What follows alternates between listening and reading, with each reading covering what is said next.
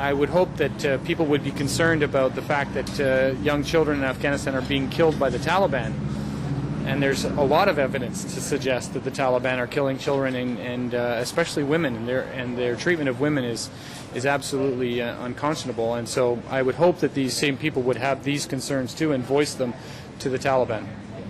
And we hear that one of the rationale from NATO is that they are carrying out, and from our government, the Stephen Harper government, the role in Afghanistan under NATO is to bring human rights to Afghanistan.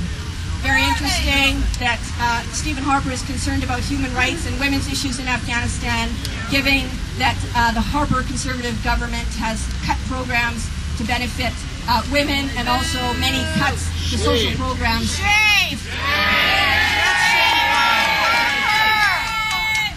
So exposing that. NATO is, so we're unmasking NATO, that they carry out these actions under the rationale that they are advancing human rights. It is certainly not what we're seeing. I would say to you also that there's a lot of evidence that shows that the Taliban use the women and children as human shields, and often engaging NATO only to retract into their and force these civilians to stay with them in the hopes that they can then claim that NATO killed them. And human rights does not look like mass aerial bombings that is happening in the Middle East, destroying infrastructure, destroying communities, killing civilians. That is not what human rights looks like, and it is not to be mistaken that the so-called objectives of the NATO plan are to achieve stability in a region. And what are we seeing? We are seeing destruction and mayhem, and we are seeing terrible conditions for civilians. So in terms of, it's very shameful what we're seeing. But I think there's also a larger challenge that we face and that we can take up and that we have the capacity to meet.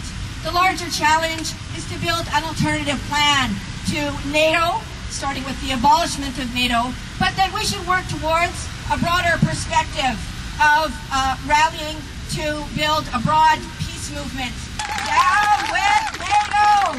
Down with NATO! Down with NATO! Down with NATO! Down with NATO! Down with NATO! Yeah! Brothers and sisters, the specter of fascism has come to haunt us once again.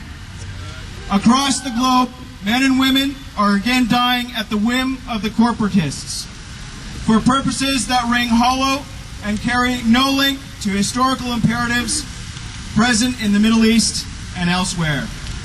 I am very proud to be here with those who have not been medicated by the anesthesia of the corporate media and the Prime Minister's office.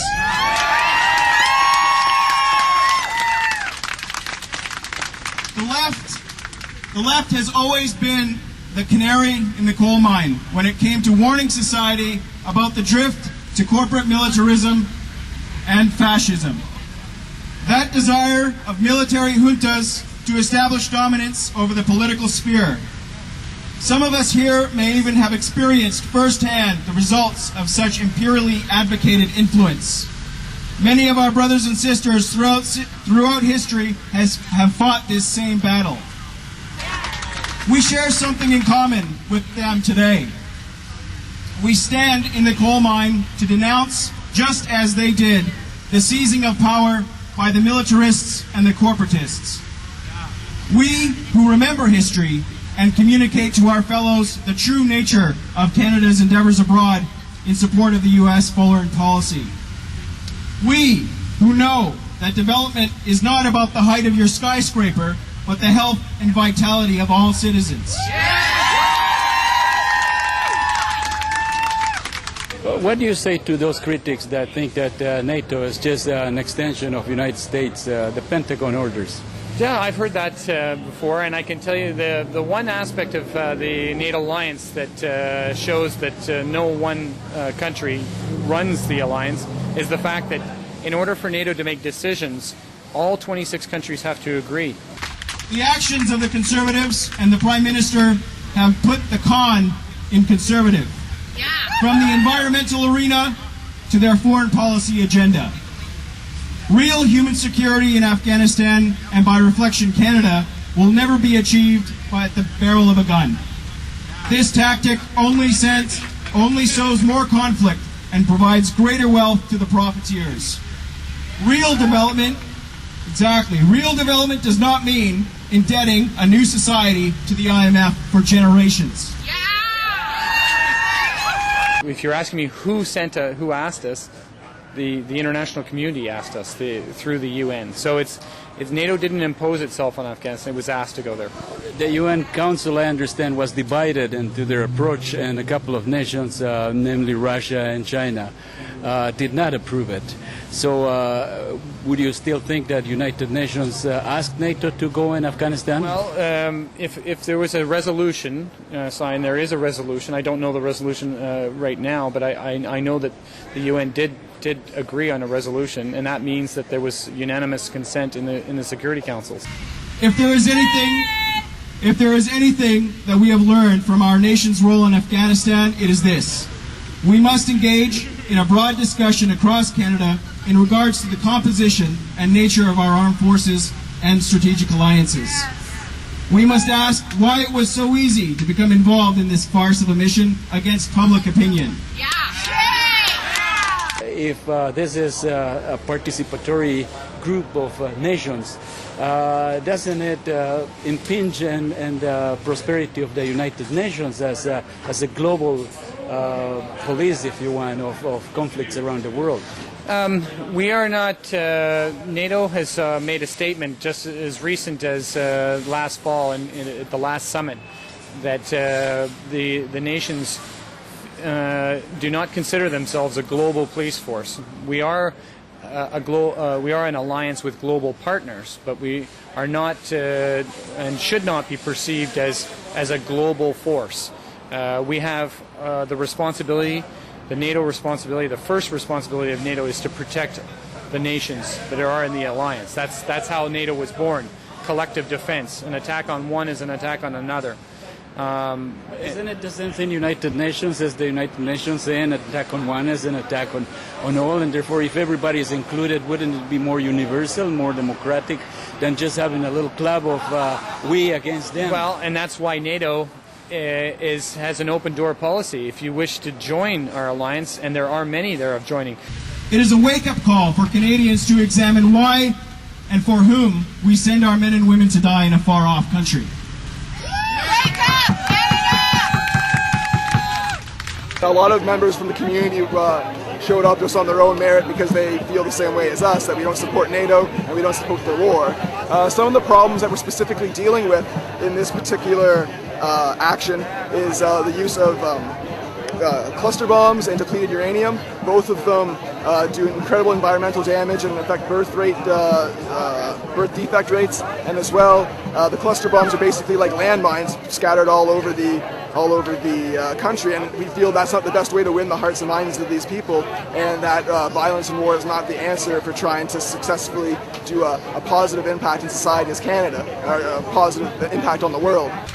We must revise our collective agreement with our armed forces. The National Defense Act, the contract our society has with our military must be re-examined to more adequately reflect not only our modern society, but also the way in which we bring resolution to conflict ideals and concepts of human security through our foreign policy to the outside world. So have you sorted out what's the next move? Are you going to which part of Africa? Well, again, NATO takes a lot of its direction from the United Nations, and the United Nations have asked us to help out in Africa, in Darfur. When did that happen? We've been in Darfur now for... No, when did the United Nations ask you to? A number of years ago. Would have been just approximately 2 years ago that they... And we've... Was that a resolution of the Security Council, or...? The UN, I'm not sure I'm not sure of the specifics of what the UN asked, but all they asked from us was the ability to transport, using our aircraft, the African Union troops that are actually doing the peacekeeping in Darfur. So we're not engaged on the ground, but rather we're facilitating the UN forces and the AU forces. But the United Nations does not ask NATO to get involved on the ground. No. But the United Nations, I'm aware, is looking at enhancing the peacekeeping force, and they are themselves looking at increasing the size of the peacekeeping force, maybe with UN troops. I don't know if that happens, but NATO stands ready to, should other requests come in, and the NATO nations agree to support the UN in this endeavor, we will. And finally, I want to just give this message to the regiments of Canada.